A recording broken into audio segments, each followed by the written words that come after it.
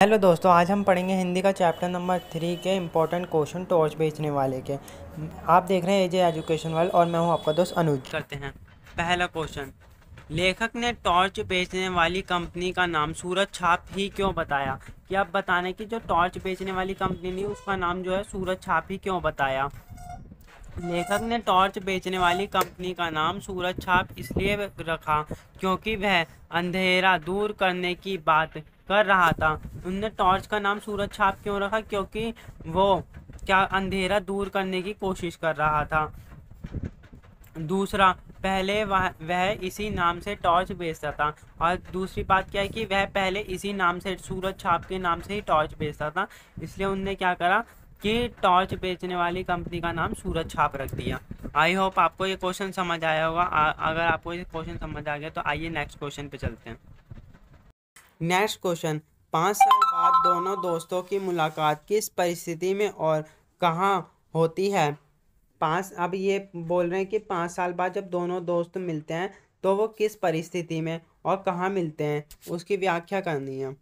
दोनों दोस्तों में से एक ने टॉर्च बेचने का काम शुरू कर दिया था और 5 साल में उसका धंधा अच्छा चल पड़ा था। कि दोनों दोस्तों में से एक ने टॉर्च बेचने का काम शुरू कर दिया और 5 साल में उसका जो धंधा है वो बहुत अच्छा चल पड़ा। 5 साल बाद उसका दोस्त नियमित स्थान पर नहीं आया। तो 5 साल बाद जब वो उसी स्थान पर गया तो उसका दोस्त क्या है, वहां पर नहीं आया। तो टॉर्च बेचने वाला उसी तलाश में निकल पड़ा। तो टॉर्च बेचने वाला जो पहुंचा था उस स्थान पर वो अपने दूसरे दोस्त की तलाश में निकल पड़ा। वह एक मैदान में पहुंचा जहां उसका दोस्त धर्म उपदेशक बना हजारों श्रद्धालुओं के बीच प्रवचन दे रहा था। कि वो एक मैदान में पहुंचा टॉर्च बेचने वाला, तो उनने क्या देखा, उसका जो दोस्त था धर्म उपदेशक बना हजारों श्रद्धालुओं के बीच प्रवचन दे रहा था। वहीं उन दोनों दोस्तों की मुलाकात हुई। तो उन दोनों दोस्तों की वहीं मुलाकात हो जाती है। आई होप आपको ये भी क्वेश्चन समझ आया होगा। अगर आपको ये क्वेश्चन समझ आया तो हम नेक्स्ट क्वेश्चन पर चलते हैं। Next question. पहला दोस्त मंच पर किस रूप में था और वह किस अंधेरे को दूर करने के लिए टॉर्च बेच रहा था? कि ये पूछें कि पहला दोस्त किस रूप में था और किस अंधेरों को दूर करने के लिए टॉर्च बेच रहा था। पहला दोस्त मंच पर धर्मोपदेशक के रूप में विराजमान था। कि पहला जो दोस्त था वो किसके धर्म उपदेशक के रूप में मंच पर विराजमान था। वह सुंदर रेशमी वस्त्र से सजा धजा, लंबी दाढ़ी और लंबे केश बढ़ाए हुए एक भव्य पुरुष वेश धारण किए हुए था। कि वह सुंदर रेशमी वस्त्रों में था और लंबी उसकी दाढ़ी थी, लंबी केश थे, मतलब केश मतलब होते हैं बाल थे उसके। वह भव्य पुरुष वेश धारण किए हुए था और भव्य पुरुष का वेश धारण किए हुए था। फिल्मों के संत के समान वह आकर्षक लग रहा था। कि जैसे फिल्मों के संत लगते हैं वैसे ही वो भी आकर्षक लग रहा था। मंच पर विराजमान वह भव्य पुरुष लोगों से कह रहा था कि आज मनुष्य की आत्मा में घना अंधकार छा गया है। कि वो मनुष्य को क्या बताया था कि उनकी जो आत्मा है उनमें घना अंधकार छा गया है। अंत अंतर की आंखों की ज्योति बुझ चुकी है और जो उनकी अंतर की आंखें हैं उनकी ज्योति भी बुझ चुकी है। मैं अंतर में बुझी उस स्वास्थ्य ज्योति को तुम्हारे भीतर जलाना चाहता हूँ। जो वो अंतर की ज्योति है उसको वो जलाने की बात कर रहा है जो बुझ चुकी है। इस प्रकार की बातें कह वह मनुष्य के अंतर के अंधेरे को दूर करने वाली टॉर्च बेच रहा है। तो इस प्रकार की बातें कर वो क्या कर रहा है, मनुष्य के जो अंदर के अंधेरा है ना उसको दूर करने वाली टॉर्च बेच रहा है। आई होप आपको ये भी क्वेश्चन समझ आया होगा। अगर आपको यह क्वेश्चन भी समझ आया तो आइए हम नेक्स्ट क्वेश्चन पे चलते हैं। भव्य पुरुष ने कहा, जहाँ अंधकार है वहीं प्रकाश है। इसका क्या तात्पर्य है? कि जो जहाँ अंधकार है और वहाँ अब प्रकाश है, इसका तात्पर्य हमें समझाना है। तो आइए। भव्य पुरुष ने पहले तो प्रवचन सुनाने वाले को यह कहकर भयभीत किया कि उनकी आत्मा में अंधकार है। जो मतलब प्रवचन सुनने आए थे ना उनसे क्या कहा, उनको भयभीत कर दिया कि उनकी आत्मा में अंधकार है। ये इससे और उसी अंतर की आंखें बुझ चुकी है, और उनसे क्या क्या जो उनकी अंतर की आंखें हैं ना वो भी बुझ चुकी हैं, जिससे वो बहुत भयभीत हो गए, डर गए। मनुष्य की आत्मा भय और पीड़ा से त्रस्त हो गई। क्या हुआ, वो डर गए। जब इस बात को सुनकर वह उपस्थित लोग भयभीत हो गए, तब उसने कहा, जब वो सभी भयभीत हो गए अच्छी तरह, तो उसने क्या कहा कि भाइयों और बहनों, डरो मत, जहाँ अंधकार है वहीं प्रकाश है। तो उसने क्या कहा, जहाँ अंधकार है वहीं प्रकाश है। इस लाइन को बोलते हुए उनके डर को भगाया। भव्य पुरुष द्वारा ऐसा कहने का तात्पर्य यह है कि इसका तात्पर्य क्या है कि निराशा में ही आशा की किरण है। जो निराशा है उसी से ही आशा आती है, ये बता रहा था। अंतर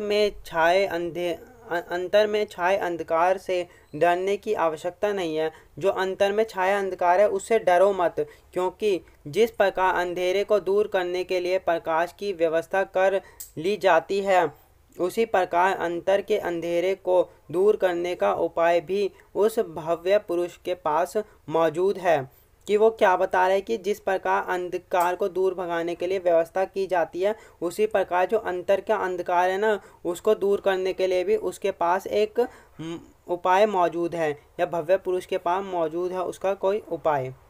आई होप आपको समझ आया होगा। अगर आपको ये समझ आया तो आइए नेक्स्ट क्वेश्चन पे चलते हैं।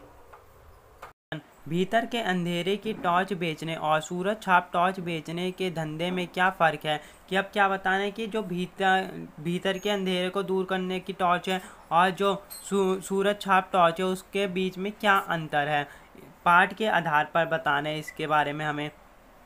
सूरज छाप टॉर्च बेचने का धंधा समाज की दृष्टि में पेट भरने का एक छोटा मोटा रोजगार है। कि जो सूरज छाप टॉर्च बेचने का जो धंधा है वो क्या है, एक छोटा मोटा रोजगार है। टॉर्च बेचने वाला किसी चौराहे पर था, मैदान में थोड़े से लोगों को किसी प्रकार इकट्ठा कर लेता था। जो टॉर्च बेचने वाला था वो किसी न किसी प्रकार मैदान में थोड़े से लोगों को इकट्ठा कर टॉर्च बेचता था। वह उन्हें नाटकीय अंदाज में बताता था कि रात के अंधेरे में लोगों के समक्ष किस किस तरह की कठिनाइयाँ उत्पन्न हो सकती हैं। कि वो क्या बताता था कि नाटक करके बताता कि रात के अंधेरे में लोगों के संग किस किस प्रकार की कठिनाइयाँ हो सकती हैं, तथा उन्हें दूर करने का एक अच्छा समाधान उसके पास मौजूद था, और उसको दूर करने का समाधान भी उसके पास मौजूद था। सूरज छाप टॉर्च। कुछ टॉर्च बेचकर वह किसी प्रकार अपना गुजारा कर लेता था। कि वो कुछ टॉर्च बेचकर अपना गुजारा कर लेता था। इस धंधे वाले का समाज में कोई ऊंचा स्थान नहीं था, तथा इसका कोई ऊंचा स्थान भी नहीं था समाज में। वह सामान्य ढंग से अपना जीवन व्यतीत कर रहा था। और वह कैसे सामान्य ढंग से अपना जीवन व्यतीत कर रहा था? वह कोई विशेष धन वैभव संपन्न भी नहीं था। कि उसके पास कोई विशेष धन भी नहीं था, वो ज़्यादा अमीर भी नहीं था। भीतर के अंधेरे की टॉर्च बेचने का धंधा बड़ा ही लाभप्रद है। कि जो भीतर की टॉर्च बेचने का जो धंधा है वो बहुत ही लाभप्रद है। इस धंधे वाला व्यक्ति लोगों को भ्रमित कर बड़े बड़े लोग उसका चरण स्पर्श करते हैं। कि जो इस धंधे में लगा होता है वो लोगों को भ्रमित करता है, तथा बड़े बड़े लोग उसके चरण स्पर्श करते हैं, कि चरण छूते हैं। जब उपदेश देने के लिए वह मंच पर आकर्षक वेशभूषा में विराजमान होता है। कि जब वो मंच पर आकर्षित वेशभूषा में विराजमान होता है, कि बैठता है, तब हजारों श्रद्धालुओं की भीड़ जुट जाती है। तो हजारों श्रद्धालु उसके दर्शन करने आ जाते हैं। लोग स्वेच्छा से उसके चरणों में धन दौलत न्यौछावर कर देते हैं। और लोग क्या करते हैं, अपनी इच्छा से धन दौलत उसके चरणों में न्यौछावर कर देते हैं। वह अत्यंत सुख वैभव के साथ आनंदपूर्ण जीवन व्यतीत करता है। और वो क्या करता है कि सुख वैभव के साथ आनंदपूर्ण जीवन व्यतीत भी करता है।